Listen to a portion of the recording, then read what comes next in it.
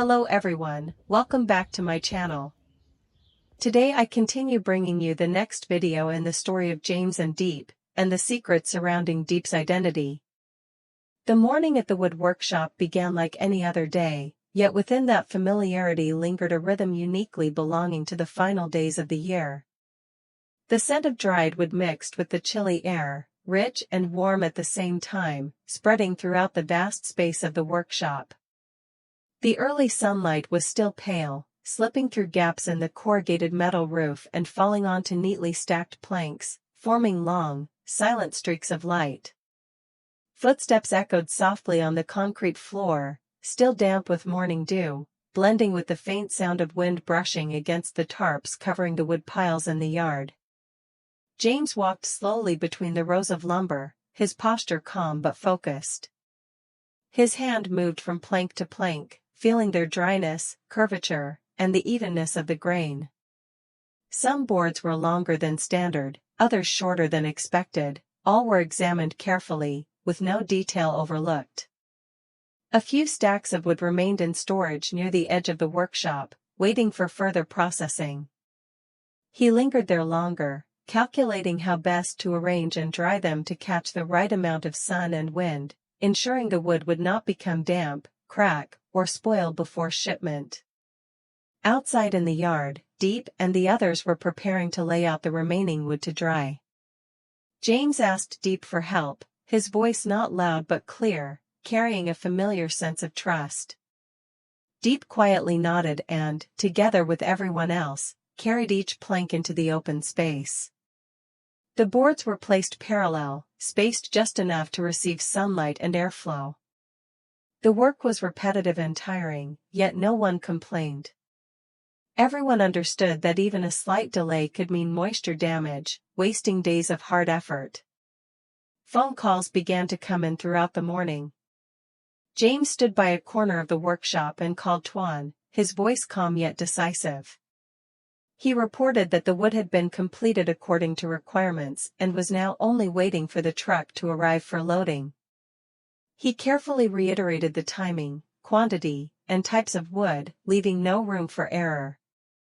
On the other end, confirmation came that the truck would arrive that day. James hung up, his expression easing slightly, as if a portion of the quiet pressure he had been carrying for some time had finally lifted. The workshop gradually settled into its familiar, steady rhythm. Voices calling out, the sound of wood striking wood, and the hum of forklifts starting up blended into the space, not chaotic or noisy, but orderly and rhythmic. Everyone had their task, each knowing exactly what to do and where to be. James observed the overall operation, occasionally reminding others of small details, then quietly jotting notes into the old notebook he always carried with him. During a meeting with upper management, James represented the workshop and reported the full situation. He clearly presented the types of wood currently in stock, the number of shipments sent out over the past 3 months, and the stable monthly output. The figures were not rushed, nor embellished, just enough to accurately reflect the reality of the work. He emphasized that this year's year-end schedule was not delayed like previous years, thanks to reorganized processes and early sourcing of materials. When it came to future plans, James proposed hiring additional workers to increase productivity. He analyzed each stage in detail, from drying and processing the wood to packaging, pointing out areas that could be improved with more manpower. His voice remained even, without dramatic highs or lows, yet every word reflected thorough preparation. He was ready to take on more responsibility, ready to personally guarantee progress, as long as the overall operation could run more smoothly and steadily. These efforts unfolded quietly, without show or self-praise. James spoke little about himself and never claimed credit.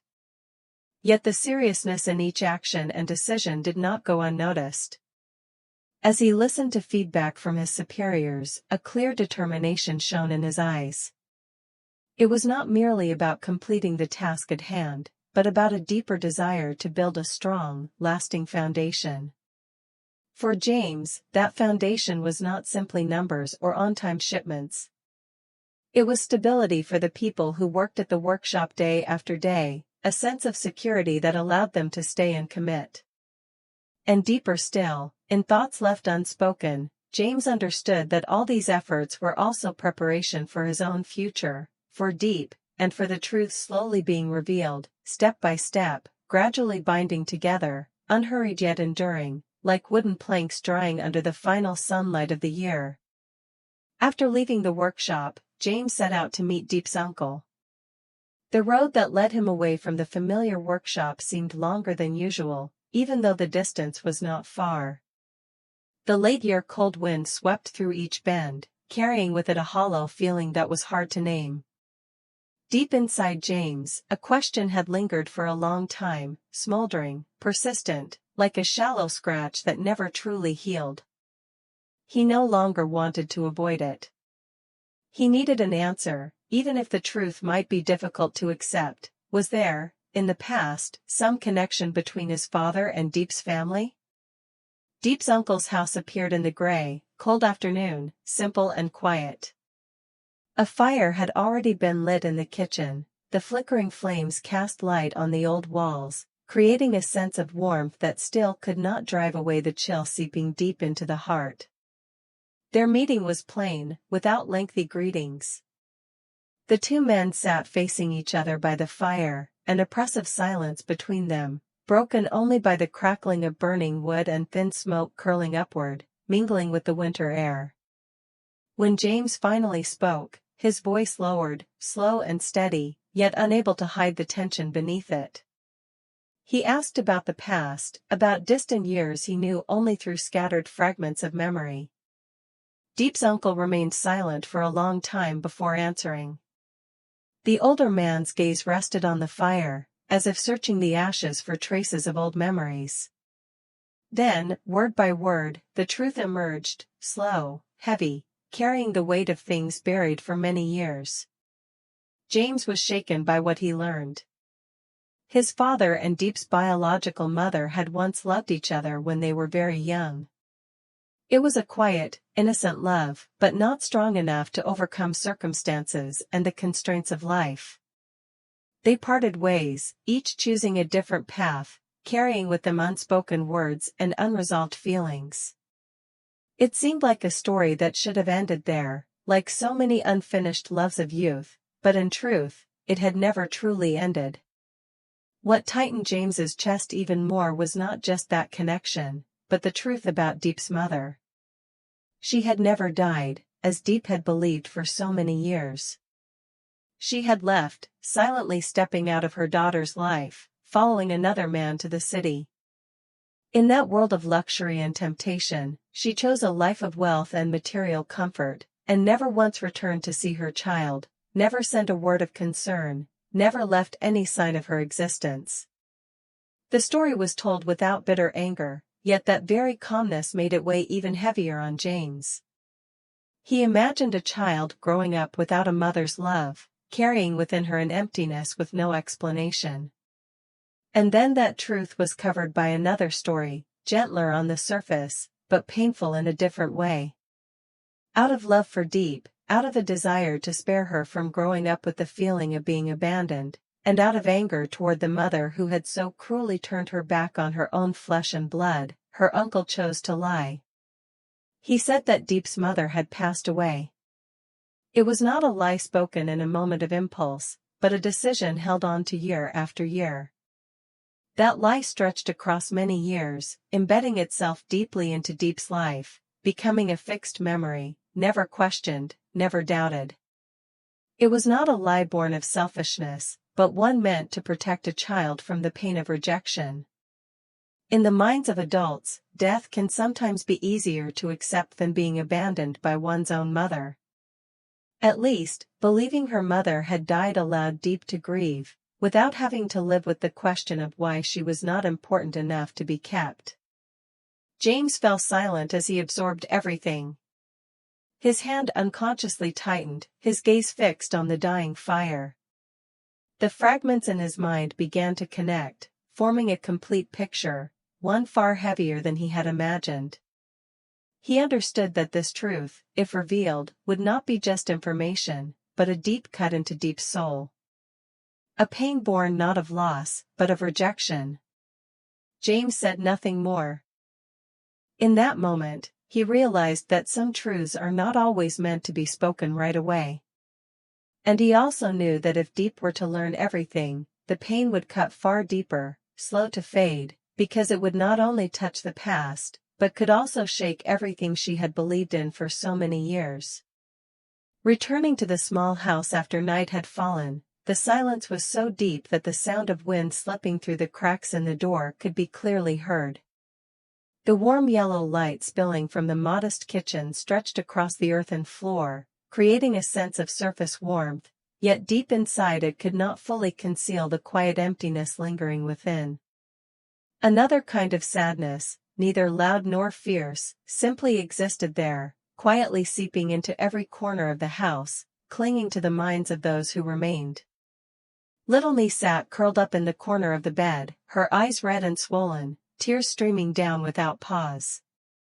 She cried because she missed her biological mother, crying in a raw, instinctive way, just like any child who becomes keenly aware of the absence of the one who gave birth to them. Her muffled sobs echoed in the stillness, weighing heavily on the heart of anyone who heard them. That longing needed no reason, no name, only a moment of quiet for it to surge back, overwhelming and impossible to restrain. Diep quietly walked over and sat beside the child. She did not rush, nor did she try to stop the crying right away. She reached out to wipe Me's tears, each movement slow and gentle, as if afraid that even the slightest force might hurt her more. Her voice softened, low and calm, just loud enough for Me to hear. She comforted the child with simple words, without embellishment, nothing more than the quiet presence of someone staying close, willing to listen and accept every emotion the child felt. Diep allowed Me to call her mom. Not because she wanted to replace anyone, nor because of the title itself. It was simply a way to ease the child's sense of being lost, to let her know that in that moment, she was not completely alone. When the trembling word mom escaped between sobs, Diep felt clearly the fragile trust Me was placing in her. She gently squeezed the small hand in hers, like a silent promise that, at least for now, the child still had somewhere to lean on. The fire in the kitchen flickered, its light casting onto the faces of aunt and niece, revealing tears not yet dry.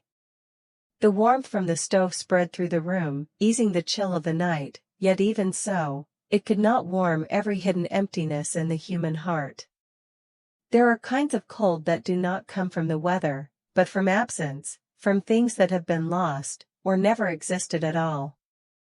After crying herself into exhaustion, Me gradually fell asleep in Diep's arms. Her breathing steadied, her eyelids fluttered slightly, her face still marked by tear tracks. Diep remained still for a long time, unwilling to lay her down just yet. She looked down at the small face, a mix of tenderness, pain, and helplessness rising within her. Only when she was certain Me was sound asleep did Diep gently adjust the blanket, every movement careful, as if afraid of shattering the fragile peace they had just found. Then Diep spoke softly, her voice so low it was almost meant only for herself. When you cry because you miss your mother, you still have Me by your side. But when I cry and miss my own mother, there's no one left at all. The words fell into the space like a quiet sigh, soft, yet heavy. They were not directed at anyone, nor did they seek a response. It was a confession suppressed for far too long, now spilling out in a moment of vulnerability. Diep sat there in silence, her gaze fixed on the dying fire, her heart so empty that she no longer had the strength to cry aloud. The long day closed in an unsettling stillness. No more childish sobs, no more gentle whispers of comfort, only silence enveloping the small house. Amid quiet struggles for survival, amid secrets of the past that still could not be named, and amid children yearning for love, each person carried their own loneliness, difficult to share, and even harder to soothe. And from that moment on, the journey ahead for James and Diep seemed to grow heavier. What they would have to face was not only work, not only the past, but also the empty spaces within their souls, spaces that could only be filled with understanding and companionship. It was precisely within those silent sorrows that the bond between them slowly deepened, growing stronger and more enduring, as if only by walking through the darkness together could people truly understand what it means to stay by one another's side. The night closed in silence, yet what lingered did not fade away. James stood quietly on the porch, watching the light spill from the small kitchen where Diep still sat, amid the flickering warmth and thoughts left unspoken. He understood that some pains cannot be soothed by presence alone, that some voids cannot be filled with promises. Yet it was within that very silence that James realized something with absolute clarity: he could not turn away, and he did not want to.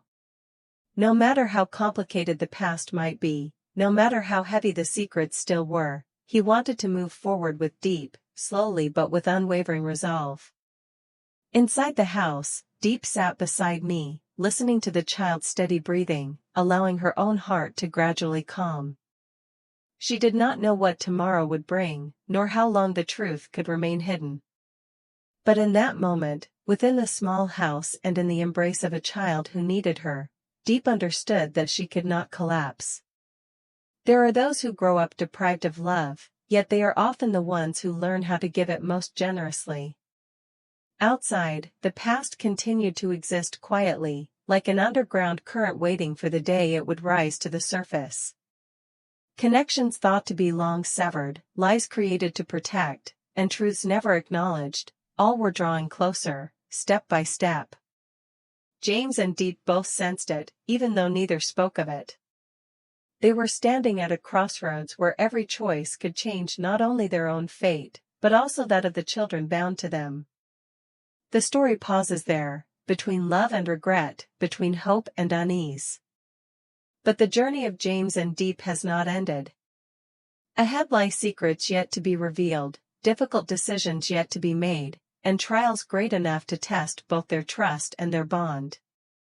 If you want to know what James will do as the truth draws ever closer, how Diep will face her own identity, and where little niece's fate will lead, be sure to watch the next episode. Don't forget to like, leave a comment to share your thoughts, and subscribe to the channel so you won't miss what comes next. Your support is the motivation that allows this journey to continue being told, fully and faithfully. Xin chào tất cả mọi người đã quay trở lại với kênh của mình nhé. Màn hình nó tập tên video.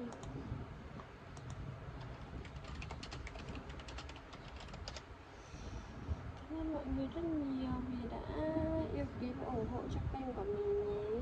Tạm biệt mọi người. Hẹn gặp lại mọi người trong những video sau.